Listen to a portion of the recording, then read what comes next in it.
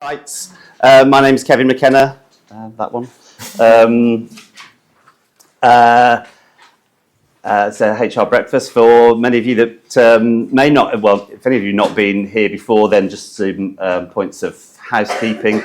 If you need a reminder to turn your phone off or down, then this is that reminder. On questions, maybe keep them to the end if that's okay, just so that we can make sure that we get through the content. If you hear a fire alarm, then that will be real. There are no fire drills that are planned for this morning. So the exit in the event of a fire is just immediately that you come out of this door. It's straight on your left, down the stairs, and then the muster point is over the road outside the bar, liquor store. There are feedback forms which we would invite you to fill out at the end. And that's it, I think, on housekeeping. There are three speakers. Jake will be talking to us about neonatal policies and leave and so on. And then the main part will be about redundancies, and that will be myself as a late substitute for partner Sally Bird, who was supposed to be doing these slides, so just bear with me if they seem a bit of a surprise to me, and Claire Treacy. But I'm going to hand over to begin to Jake.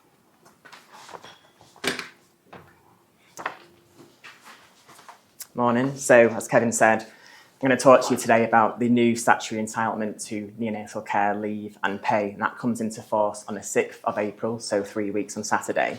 So the current position is for parents or those caring for a child in neonatal care, that if they want to do that, they have to use other types of leave to care for their child. So, for example, use their holiday entitlement. So I guess the purpose of these new regulations is to allow parents to focus on caring for their child without having to choose between work and that care. So the government expects that it'll benefit around 60,000 new parents in the new year. So this has actually been in the works now for a few years. It passed Royal Assent back in 2023, and we did actually discuss this in our HR breakfast back in March 2023. So some of you, if you're there, thank you, you'll remember this. But we do now have more details, hence why I'm going through it now. So I'll take you through the rules, and just to warn you, they are quite complicated. So if you have a coffee, well done, good choice.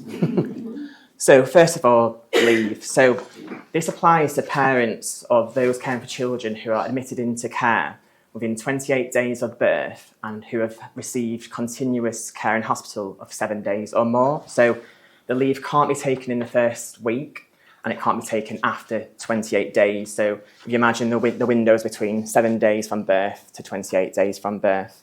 It's a day one right for both parents, and to be eligible to take this leave, the employee must be either the child's parent, the intended parent, for example, in a surrogacy arrangement, the partner of the child's mother, or be responsible for raising the child, or in the case of adoption, be either the child's adopter or their partner. So in terms of what the actual entitlement is and what it looks like, it's 1 week's leave for each week the baby receives uninterrupted care, neonatal care, up to a maximum of 12 weeks. And this is capped at 12 weeks, even where there's more than one child, for example, with twins. The leave must be taken within 68 weeks from birth, so the employee doesn't have to take it at the time, they can take it at a later point, provided it's within those 68 weeks. The leave can be taken in addition to other types of family leave, for example, maternity or paternity leave. So what they can do is essentially tag it on or top up their previous family leave. So an example of what that might look like, for any employees who are on maternity leave and are paid statutory pay only, that pay will end after 39 weeks. So what they might do strategically is take their neonatal care leave at the end of that, and if they are entitled to 12 weeks pay, that would mean that in effect are paid a full year's pay for both the maternity and the neonatal care leave. So in terms of rights during this leave, it basically mirrors those of other types of family leave. So the employee's terms and conditions of employment are protected, and that includes any contractual benefits. It doesn't include, though, pay, which I'll come on to shortly. Employees have a right to return to their original role after taking the leave, and they also can't be dismissed for taking a leave, nor can they suffer any sort of detriment. There's also enhanced redundancy protection, so if a redundancy situation arises, then an employer has to prioritise and offer an employee on the neonatal care leave suitable alternative vacancies, and that protection lasts from birth up to 18 months. So that's similar to the maternity ones that came into force last year. So notice requirements, so this is the bit where it gets a little bit confusing. So like other types of family leave, there are certain requirements that an employee has to do to take this leave. So I won't go through the list because it's quite long, but it includes things that you'd imagine and expect. So the child's date of birth, start date, end date of that care. So this is where it gets extra confusing. So in terms of what the requirements are and whether or not an employee can take the leave in non-consecutive weeks or in one block, depends whether they're in what we refer to a Tier 1 period or a Tier 2 period. So a Tier 1 period, this is the period during which the child is receiving the care or during the week following the end of that care. So at this point, the notice requirements are quite flexible, and that's to reflect the fact it's probably in an emergency situation. So an employee doesn't have to give written notice. They must tell the employer at the start of the first day of each week of leave or as soon as reasonably possible. And during Tier 1, an employee is able to take their leave in non-consecutive weeks. So Tier 2, this is the period outside of Tier 1, so i.e. more than 1 week following the end of the care.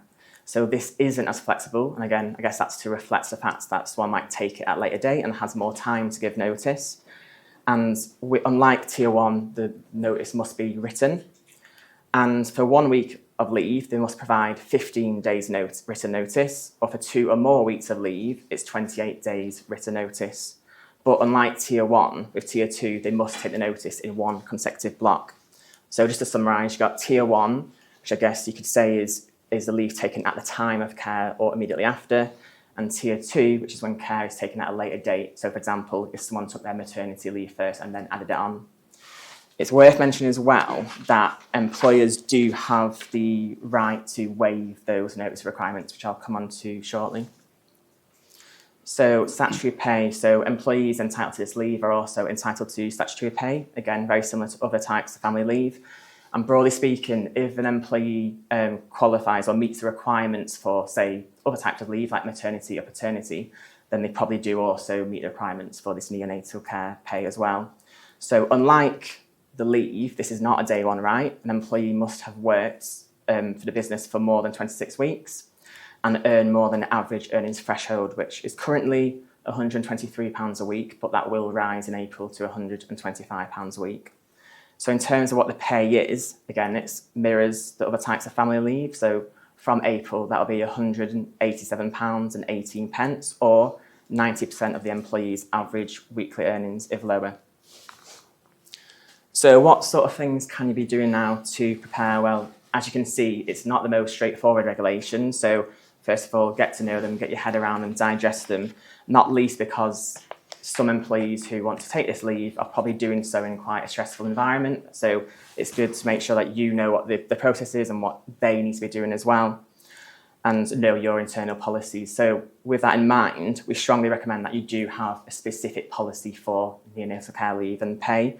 So that policy would provide a framework for employees, but also a framework for managers and HR.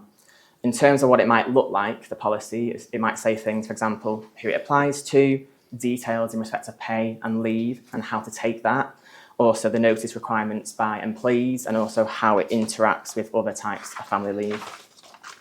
We're actually in the process of rolling out these sort of policies to our retainer clients. So if you're a retainer client of ours and you're in the room and you haven't had one yet, you will be getting one. If you're not a retainer client and you would like one, please speak to us at the end. And if you do have a policy already, or if you plan to have a policy, make sure you communicate its existence to staff and encourage them to get to know it. Another thing you can be doing is training HR and management. Again, those of you in leadership positions, HR, you need to be able to know these, in particular the employee protections and the notice requirements.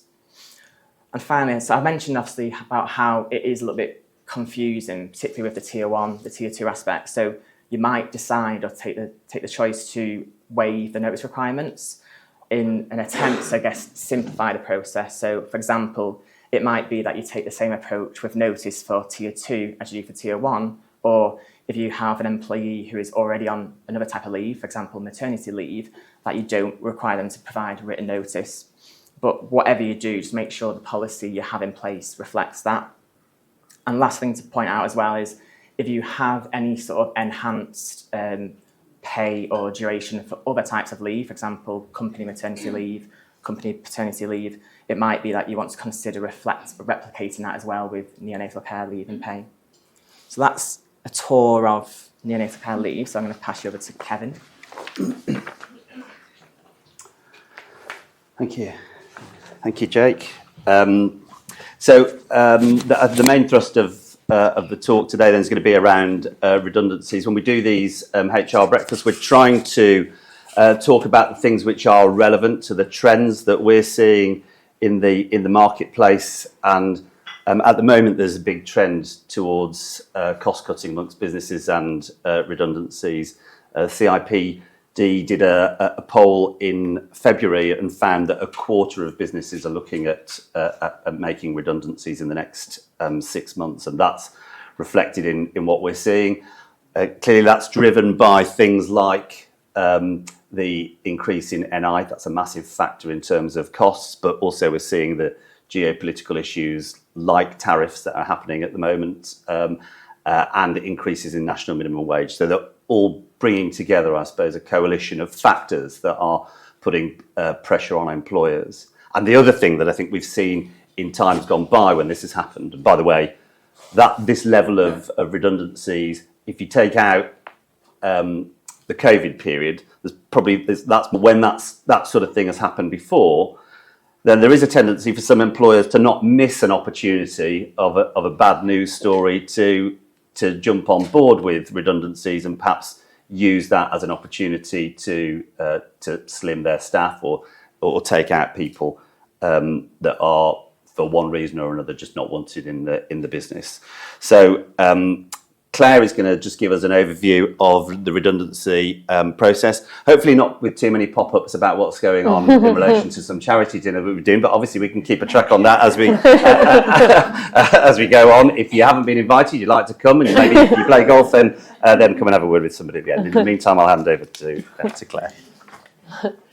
Morning, everybody. Sorry, it's not the most cheery topic in the world, talking about redundancies at this time of the morning, but as Kevin said, it is topical and is a trend that we are seeing at the moment. So just in terms of a very brief overview as to how to carry out a fair redundancy process, as it says on the slide at the outset, planning really is the key. Often we see a lot of businesses rushing into a redundancy process or being too quick to make a decision about which employees it is that they're going to make redundant. And doing that, it really does kind of undermine any kind of process that you might then follow. So taking a step back at the outset is definitely something we would advise. The term consulting, as it says on the slide, you might well have heard of that term before, or you may have been through this type of process before. This is because in any fair redundancy process, you need to consult with the employees about the proposed redundancies and also ways to potentially avoid redundancies with them. So ACAS defined consulting as a talk with employees and representatives about planned changes whilst also seeking their input and views.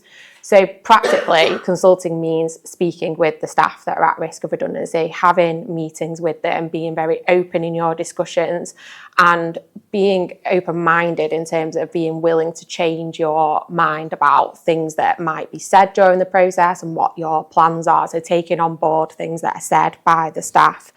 And then in terms of who you should consult with, this does depend on the number of redundancies that you're proposing to make.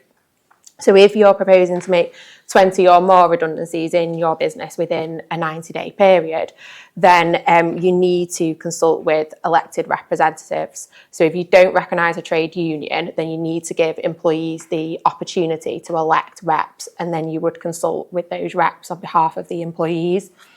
And then in addition to the reps, you would then also consult with the individual employees at risk of redundancy. Whereas if it's less than 20 employees at risk of redundancy, then you can just consult directly with the employees at risk. And then in terms of how long a consultation should last for, again, this does depend largely on the number of employees at risk. So if it's that 20 or more threshold I was just talking about, then there are minimum prescribed time periods that you need to consult for, and I'll go into them a little bit later. But if there's less than 20 employees, then the law doesn't actually state how long you need to consult for.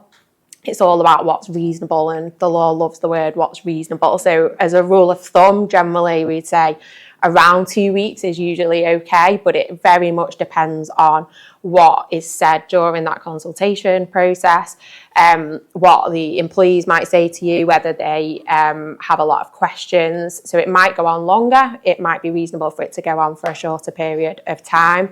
The key with the timings, though, is really to be flexible. You don't want to rush it so that the process seems unfair, but equally you don't want to have it dragging on so that it's dragging on over the business, and then obviously it's a very stressful time for the employees themselves. So what should you consult about? So when you're in those consultation meetings, at the very outset, you want to be consulting about what is your business reason for proposing redundancies. You want employees really on your side, so you want them to understand exactly why it is that you're proposing to make redundancies. And if you've got them on side at the beginning, as in appreciating that there is a redundancy situation, that should help you with the rest of the process. Then also, you're going to need to consult with them about the pool of employees at risk of redundancy. So they should know who else is at risk and who else they've been pooled with. So if, for example, you've got 3 receptionists, you need to go down to 1 receptionist, then all 3 receptionists are going to be in that pool at risk of redundancy. And the reason for that is so that they've got the opportunity to challenge the appropriateness of them being in that pool.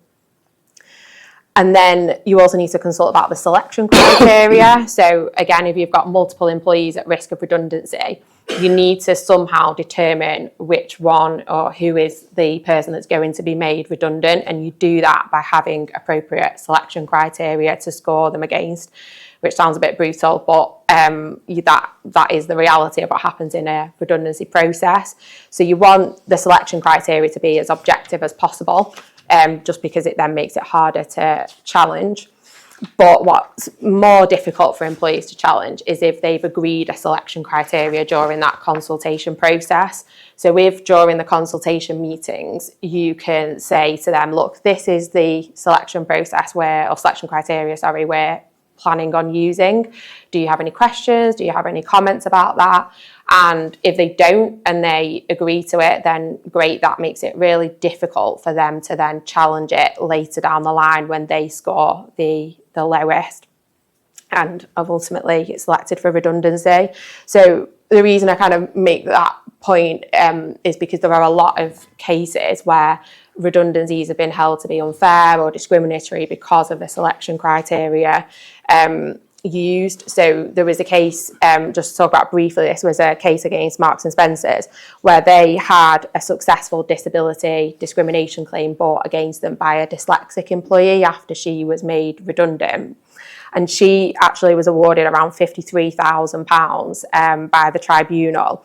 And this was because she was selected for redundancy based on her ability to communicate and express her thoughts in email.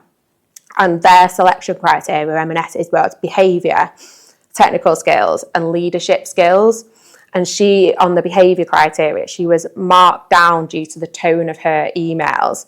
But she said she particularly struggled with writing emails because of her dyslexia. And this was something that M&S were really, really aware of because her manager actually used to check a lot of her emails for her with the tone, etc. So even though they knew that, M&S didn't adjust their selection criteria to take into account the impact her dyslexia had on her ability to write work emails. And because they didn't make any adjustments to that criteria and didn't consult with her about it, that was why ultimately they failed in the tribunal. Whereas if they'd actually spoken to her at the outset about the criteria and been willing to make adjustments, it's a lot less likely that judgment would have gone the way it did. And ways to avoid redundancy. So the other thing that you need to be consulting about, and this is throughout the consultation process, is ways that you can avoid the employee's redundancy. So it might be that you're willing to offer voluntary redundancy, and that can be a really good way of obviously reducing the number of redundancies. It might be that employees are willing to reduce their hours. And then in terms of suitable alternative employment, the last one, there's also an ongoing duty to be looking for suitable alternative employment within your business, because again, if employees can move into another role, whether that's at another one of your sites or at the same sites, then that obviously is going to avoid their redundancy. So it's key that they're told about vacancies and given the opportunity to apply if they are suitable. So that is a whistle-stop tour on a fair redundancy process. So I was just going to talk as well about collective consultation, because there are additional obligations that businesses must follow if they are making large-scale redundancies. So large-scale redundancies are what I was talking about before. Basically, you're proposing on making 20 or more redundancies in any one of your establishments, so any site, within a 90-day period, then you must consult for these minimum time periods. So if it's between 20 and 99 staff, it's at least 30 days. If it's 100 or more staff, it's at least 45 days that you must consult for. This is an area, though, where the Labour government are actually going to be changing this area of the law. This was announced as part of their Employment Rights Bill package. So at the moment, as it says on the slide, the number of redundancies is focused on the number of proposed redundancies at any one of your establishments. So if you've got multiple sites, you just need to look at the one site and say, are we proposing to make 20 or more redundancies at that site? Whereas when the Employment Rights Bill provision comes in, which we think will be next year, 2026, you'll have to look across the whole of your business to see if you're proposing to make 20 or more redundancies. So there'll be a lot more businesses that will have to do collective consultation, and there are quite a few more rules that apply to collective consultation. And one of the other changes that the Labour government have announced in this area, and this was only announced last week actually, is that basically the penalty for getting collective consultation wrong is increasing. So at the moment, if you don't collectively consult when you should, or you don't do it properly, then employees can make a claim for up to 90 days gross pay. Whereas the new proposal is that that's actually going to increase to 180 days gross pay for each employee. So it's already an expensive claim, and unfortunately it is one of those claims that is going to get more expensive. And I was just going to talk about what those duties are. So in addition to the fact that you have to consult for the minimum time periods, you need to also allow employees to elect appropriate representatives if you're in a collective consultation process.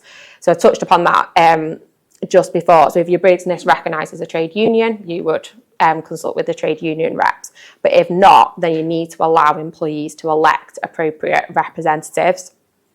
And the time frame for consultation, so that 30 or 45 day time frame that I was talking about, doesn't start until those representatives are in place and you're ready to kickstart the consultation process. So that kind of goes back to my point at the beginning in terms of making sure you're planning your process, because this type of thing, a rule on the number of representatives that you need to have per number of people at risk of redundancy. Again, it's all about what's reasonable.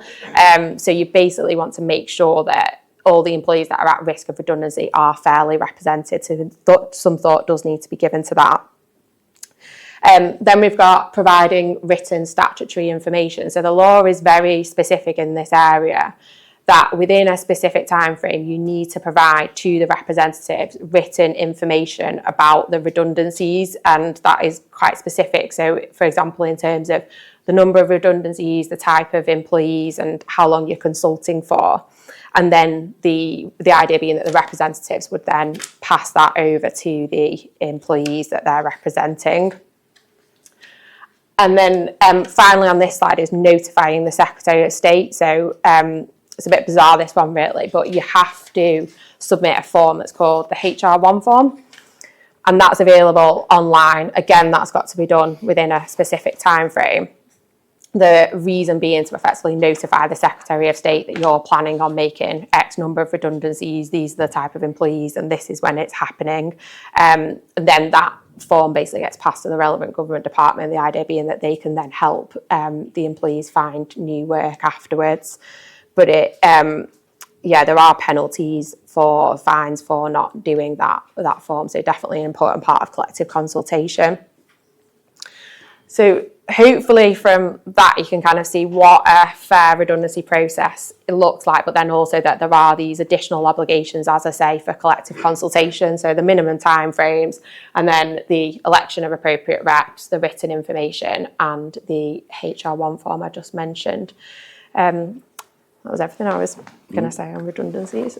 Well, until we get to the frequently asked questions. Yeah. So what we've gone on to set out now, hopefully, are some of the maybe slightly trickier issues that might arise in a redundancy situation. I think there are 8 of them, and so we'll just run through them. Obviously, if you've got your own questions at the end, then you can ask them. But I think, Claire, you start with this, don't you? No, this is you. This is me, of course. Okay.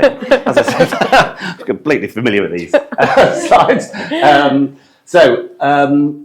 Pooling on redundancies is probably one in the broad picture of redundancy situations. I often, if I'm acting for an employer, regard a redundancy sort of tends to be one of the easier forms of dismissal to be able to demonstrate the employer holds most of the cards. It's for the employer to set out the situation that says that a redundancy situation exists, very different from capability and conduct, where there's likely to be arguments backwards and forwards about the facts.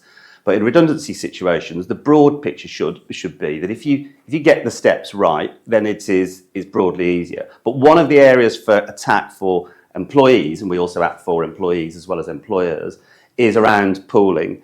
And that's because pooling is a bit of a sensitive issue, because typically employers will think, well, we know that there is a group of people that are probably at risk, but in an ideal world, we already know who we want to go.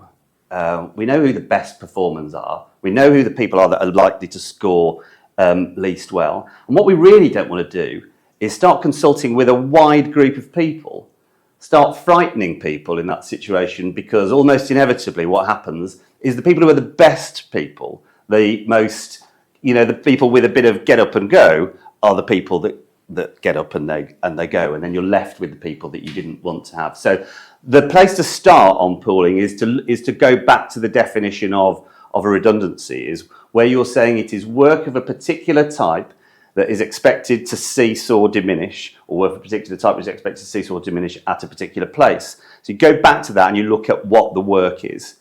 And then you have to grit your teeth, and then you have to consult with the pool of people that do that work or could be contractually required to do that work, or look at the reality as to whether or not there is interchangeability in relation to the work, and you consult with that pool of people.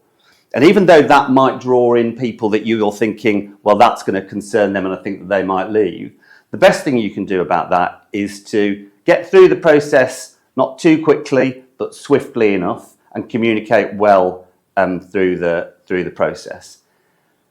There's no clear guidance, because much like what Claire talks about, the sort of this whole idea of reasonableness, which is pervasive in employment law, that's what you're going to be judged on as the employer. It's got to be within a range of reasonable responses in relation to what the pool should be. So it's not territory that the tribunal can easily stray into and say that's the wrong pool. But ordinarily, you should probably err on the side of having a wider pool rather than a narrower pool. So that's probably the way to go when it comes to pooling of employees. You done? Yeah. Thanks, How should an employer deal with a grievance raised during a redundancy process? So you might have had to deal with this situation or seen it. It happens a lot in disciplinary situations as well, where you can imagine a very disgruntled employee that doesn't want to be selected for redundancy, throws in a grievance, and what do you do in that situation? Well, it very much depends on what the nature of the grievance is. So what is their grievance about? If it's about something that's completely related to the redundancy consultation process. So for example, they're saying, I want to raise a grievance because I'm really unhappy about this selection criteria that you're planning on using. Then it makes sense in that situation to say, look, we're planning on consulting about that during the redundancy process. That is the subject, or one of the subjects of this redundancy process. So let's park the grievance for now, deal with it as part of the consultation process, and then you can always give them the opportunity to say, if you're still not happy, we can come back and think about your grievance and potentially address it at that stage if it's still unresolved.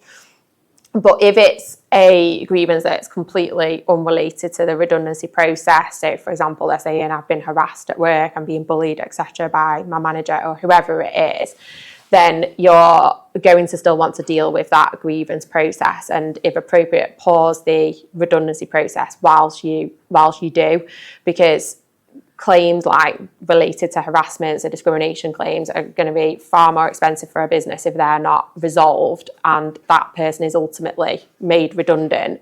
It's going to be far more expensive to have to defend a discrimination claim like that than it would be to have to delay, postpone a redundancy process, and obviously the issues that might come along with it. So basically the crux of it depends on the nature of the grievance on that one. Yep. Next, what additional protections apply to employees on family leave and those who are pregnant? So I suppose there's been a build-up over time in relation to the legal protections that there are for people on family leave and who are pregnant. The key statutory rights now are time off for antenatal appointments, health and safety protection while pregnant, 52 weeks maternity leave, statutory maternity pay 39 weeks, the right to return to the same job or in limited circumstances a suitable alternative with no less favourable treatment, priority for alternative employment in redundancy cases, I'll come back to that, the right to request flexible working, health and safety protection while breastfeeding, protection from dismissal, detriment or discrimination because of pregnancy, childbirth or maternity leave. So lots of those things kind of already in place. In relation, I suppose, much more specifically to redundancy, things like adjustments to if you're scoring employees and there are absences which are pregnancy related, much in the same way that if you're dealing with employees that might have a disability and you would discount or ignore those absences, and the same would happen in relation to employees who are pregnant. But then on that issue of discounting, and this can be another tricky area when it comes to, this is probably the after pooling, this is the next area of attack for employees, is on scoring. So if you're having to select employees, there was a case where Eversheds came across a case of Eversheds and Debellin, where they were making an adjustment for the employee on maternity leave in relation to their scores, which then was actually found to have disadvantaged the male employee by the inflation of the female employee's scores, and so that was a discrimination claim. So finding the balance in relation to the discounting and the scoring, you need to be really careful about. And then I think perhaps what this question is driving at more particularly is in relation to that priority right that pregnant employees have now since last year, April last year, where for the protected period of 18 months from the date of childbirth, then employees returning from maternity leave will have that priority to roles and wouldn't be scored against other candidates for the role. Yeah, so this question kind of follows on just from what Kevin was speaking about then. So how should an employer choose between multiple protected employees for a suitable alternative vacancy? So as Kevin said, if you're protected, then you have to be offered the suitable alternative vacancy. But you can imagine the situation where there's, say, 2 protected employees, 2 pregnant employees, and actually there's only 1 suitable alternative role available. So what, as a business, do you do then when they both have priority, they both have that protection? Well, unhelpfully, the law, when it was introduced or updated in April last year, doesn't actually deal with that situation, and there isn't case law on it yet. But what would seem to be a sensible solution is, first of all, just have an open conversation with those employees, because you might find that actually one of them, or however many we're talking about, doesn't want that role and actually would rather take voluntary redundancy. And if that happens, then great, that will resolve your problem. If it doesn't, though, then the appropriate thing is likely going to be just to carry out a selection criteria with those people that are protected. So just score them against your selection criteria, and then the person that scored the highest can get be given the offer for suitable alternative employment as a priority. But as I said, it isn't an area that's actually been tested yet, so this is not official legal advice that people can go off and then sue us for. But so it does, real thought does need to be given to this, because if it does go wrong, then employees with this protection and that are ultimately made redundant do have claims for automatic unfair dismissal. It seems to us to be a sensible solution to that kind of problem. Yeah, that's not a very easy question, this. What could a business do if it offers voluntary redundancy and there are too many applications or the wrong people apply?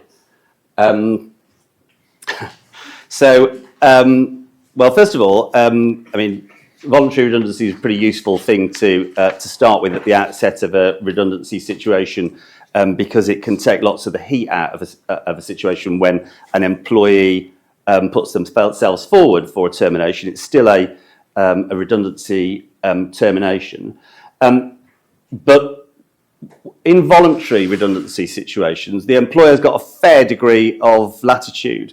And so when there are too many applications, then there is, I suppose, a greater latitude for the employer to determine who it is that they should keep, and you should be able to justify that decision as the employer, so that you're not prone to any arguments as to discrimination, which is likely to be your major problem.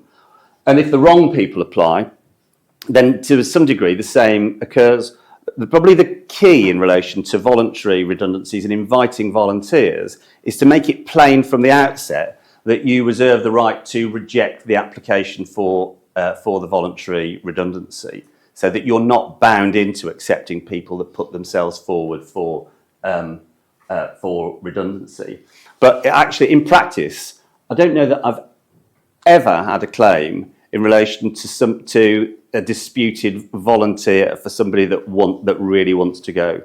Usually, if it gets to that point, then the employer would probably take the volunteer. But it doesn't seem to me to be. I know on a redundancy that Claire and I worked on over the course of last year, it was a big concern of the client when they were putting out for voluntary redundancy. Actually, the reality of it was much, much simpler, really, when it comes down to it in practical terms. So if an employee successfully appeals a redundancy dismissal and is offered their job back, what happens? So in that situation, the redundancy, the dismissal is effectively vanishes. So it's as if it's not happened. If they're working their notice period, then that is effectively just withdrawn, and it's deemed that they've not been served with notice. So therefore, they keep their job, and importantly for the employee, they keep their continuity of employment. If they've already worked their notice period or they've been paid in lieu, they need to be given their job back, and they also need to be paid for any time that they've missed out on, and again would keep their continuity of employment. Because they wouldn't actually have been dismissed because it's effectively vanished, any statutory redundancy payment would also be repayable from the employee. So that's really a reason why you don't want to be making a statutory redundancy payment until after you've exhausted any kind of appeal process. You don't want to be in the situation where you're trying to get the money back from the employee. But I think practically it's just worth making employees aware, whilst they have a right of appeal, if that's what you decide to do, that if that's successful and the decision is reversed, then they will have to pay back their statutory redundancy payments, so that doesn't come as a surprise for them. and then this one is me as well. If a business needs change again, how long should a business wait before recruiting after making redundancies? So there's no specific time frame that the law says you must wait for, but you can imagine a situation that if you put a job advert out for the same role that you've just recently made someone redundant for, or quite a similar role, and they see that, they're obviously not going to be too happy about it and are potentially going to question why you made them redundant in the first place, question whether it was actually necessary. And it's those type of thoughts that can lead to employees making a claim. So really, I think you want to, if you can, be waiting to advertise the same or similar role until after the time limit has passed for an employee to bring a claim in the tribunal.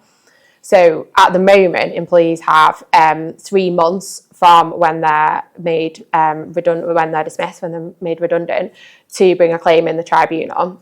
But that can be extended by up to 6 weeks spent in ACAS early conciliation. So in an ideal world, you would wait more than 4.5 months basically before you then re-advertise the role. That might not always be possible for businesses if business needs have changed, and that's understandable. So I think in that case, what you want to be doing is making sure you've got a solid business case written down before you put the job advert out as to why the situation's changed. So for example, have people resigned that you didn't foresee coming? Have you got a big new client, for example? Just something that makes it really clear as to why you genuinely did have a redundancy situation when you made X person redundant and why you now need to recruit again. And just one other thing I was just going to mention on that question was that the time limit to bring a tribunal claim is actually going to be extended under the Employment Rights Bill. So it's going to be even longer. So employees will have 6 months to lodge a claim in an employment tribunal. So I think that will probably mean for a lot of businesses that it might not be possible to wait that period of time before you re-advertise. So that's why I think the business cases will become even more important. And then the final question. Should enhanced redundancy payments be conditional on employees signing a settlement agreement? Should they be? Well, maybe this is answering a slightly different question. There's nothing to stop you making the enhanced payment be conditional upon a settlement agreement. Obviously, the benefit of the settlement agreement is that you get a complete waiver in relation to claims. So I suppose slightly related to the previous question that was asking about if you've got volunteers, and so this is a mutually agreed situation, does that mean that you need a waiver because that person's already stepped forward? Well, there are cases where actually, even though somebody has volunteered, that they've still been able to bring a claim for unfair dismissal. There was a case that went to the EAT called White and HC1 Oval, where the employee volunteered for redundancy, but she was saying it was in the broad context of grievances about being victimised and so on. So she kind of knew that she was going, so she would take the enhanced payment, but she was still saying the whole process was unfair. It wasn't a genuine redundancy situation at all. So just because you've got a volunteer for redundancy or you've paid an enhanced settlement does not necessarily mean that that's the end of the problem. It usually does. And so the other approach that employers often take is if I'm going to be paying a bit more than I'm absolutely required to in law, then I might as well get something in return for that. And the thing that you would get in return for that is the absolute waiver, that you know that once they've signed the settlement agreement and the employee has gone with their additional sum of money, that is the end of it and there's not going to be any comeback. Of course, the problem is you've already given the volunteers more than they're entitled to. Then the fear is, well, now what we're doing is we're sending them off to a lawyer because the settlement agreement is only going to be enforceable if they've had independent advice on the agreement. So some clients will think, well, I think we've done everything right, but if they go to the wrong lawyer that then goes through the whole process to try and find any fault in it whatsoever, well, maybe I end up sending them off and I end up with a much bigger dispute down the line. In practice, I think that tends not to happen, certainly much more in those genuine larger scale redundancies, particularly in large scale redundancies. And then you've got the additional cost, which is you're paying for the lawyer to advise the individual. Now, on larger scale redundancies, if you're an employer, you can usually agree a discounted rate with another independent provider where they would provide advice on whatever, 20, 30, 400, however many settlement agreements for that, for a reduced sum. How much is it going to be? I mean, it's probably going to be something in the region of about, you know, I may have seen it as low as 150, perhaps 150 to 350, if you've got large numbers of people that are getting advice on settlement agreements. So you don't have to, but depending on the circumstances, you might think that there's a value in it so that you avoid any possible comeback in any other disputes. So this is just our shameful plug now for redundancy support, and Sally's details are still on the slide, so you can email Sally instead of Kevin. But this just, if your business is in a redundancy process or planning or thinking about one, then obviously it's something we can help you with. We can help clients under a retainer service if we have that with you, or on an ad hoc basis as you need it in terms of helping with documentation or questions that you might have throughout a process. But something we did devise back in COVID times, actually, when, as Kevin said, there was lots of redundancy processes going on, was a fixed fee package, which is insurance backed as well, so that if there is a claim off the back of any redundancies, then the insurer would basically pick up the tab for legal fees and for any award if an employee did get it. So you might think, why would you get a claim if you've had advice from us throughout? And hopefully that would definitely reduce the chances of you getting a claim, because an employee can see you've followed a thorough process. But there's no fees. You probably all know that. There hasn't been fees for a long time in a tribunal. And when an employee can't get a job and is incredibly disgruntled, it often doesn't stop them, does it, from bringing a claim? So unfortunately, that does still happen. So if you do want any help, then speak to us at the end. I'll pass over to you. So we're going to finish in the time that's left. I'm going to talk about protected conversations.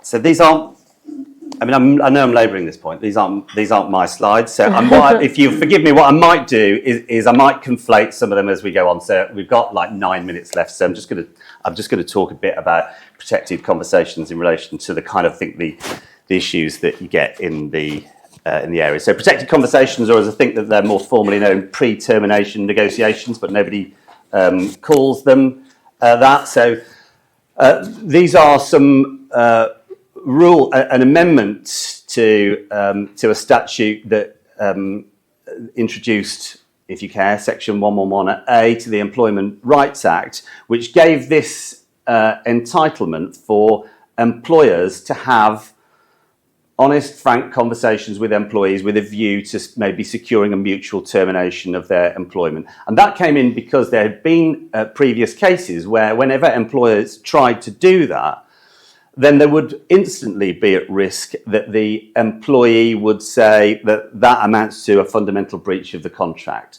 That by you coming to me suggesting it would be a good idea that I leave has kind of given the game away a little bit, that maybe the relationship of trust and confidence has broken down between us. So that meant no one could have a sensible negotiation about a possible termination until there was a dispute, when then the gates were opened to parties to have what's called a without prejudice conversation.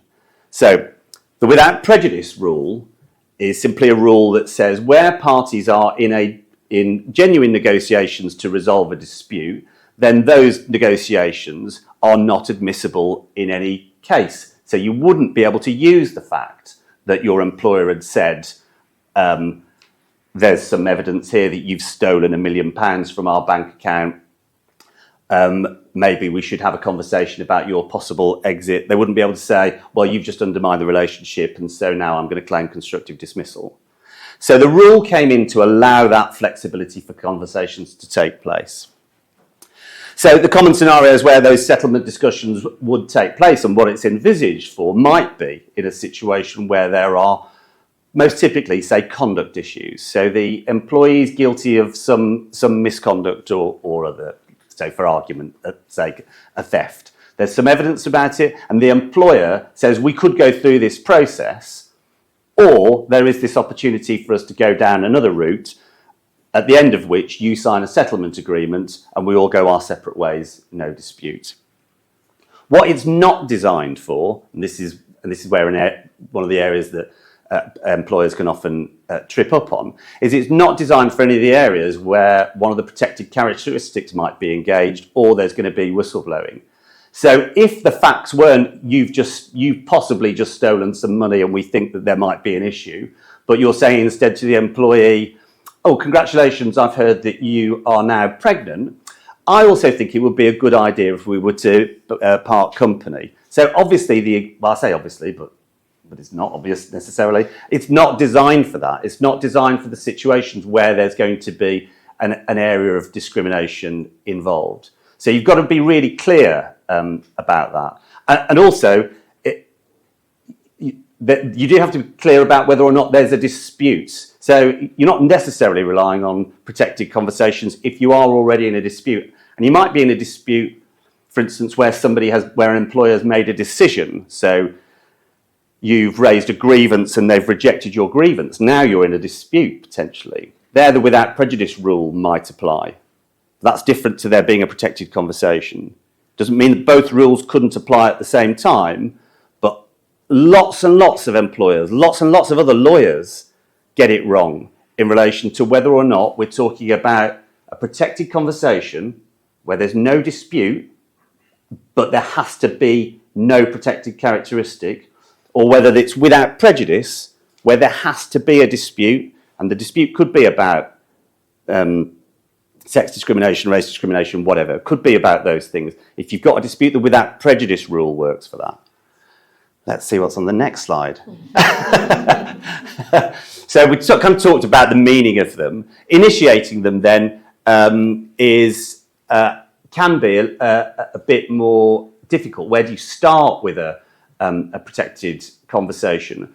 Well, there's some guidance about it, and the guidance suggests that you should do things like give somebody notice of a protected conversation, and you should give them the right to be accompanied. This is in the guidance. This isn't in the statute.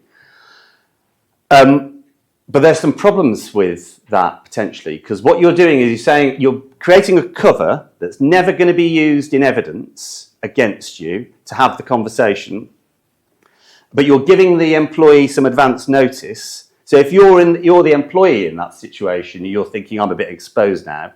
I'm going to be walking into a meeting which is a protected conversation.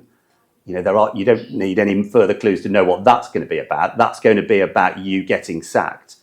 So somebody comes to me and says, is there anything I can do to improve my position before walking into a meeting where I think they're going to propose I'm going to get sacked? Often the answer is yes, get a grievance in. Whilst that's part of the guidance, in practice, actually, very rarely in a protected conversation is there much notice. Normally an employer will, balancing things, just start with the protected conversation. Very often there's an ACAS template. It's really useful. It's kind of the approved thing, using that as your starting point and using that letter and a version of that as your script to start the conversation.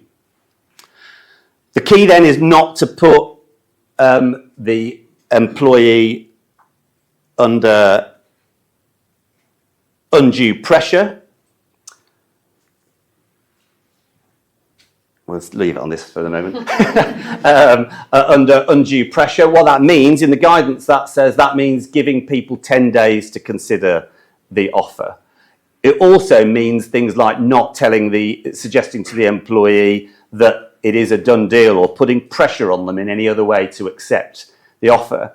So I had a case very early on in the life of protected conversations that went to the Employment Appeal Tribunal. My client was the employee at the time, and so an unwary employer tried to start a conversation. They accused my client of insider trading, working for a shipping company, and they presented him with a settlement agreement, protected conversation. They gave him 4 days to think about the offer, and they said to him, it's the best way to go.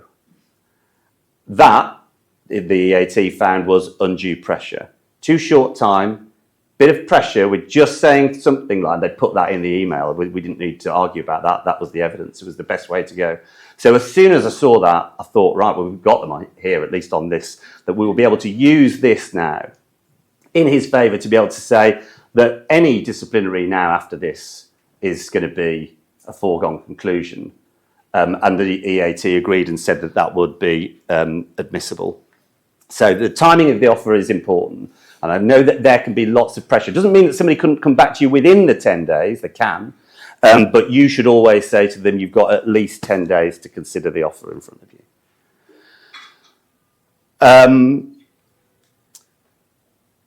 If you've done all of that, then there's not going to be admissible in tribunals. That's the bottom line with protected conversations. They're really, really useful. That clients are using them a lot more. I mean, lots and lots of terminations are happening in that way. If there is discrimination that's involved, as I say, you have to put that on the back burner. That's not going to be part of it. You have to wait till your next best opportunity, and that's when there is a dispute. Then you can use the without prejudice rule. Then you can start trying to negotiate the dispute at that stage.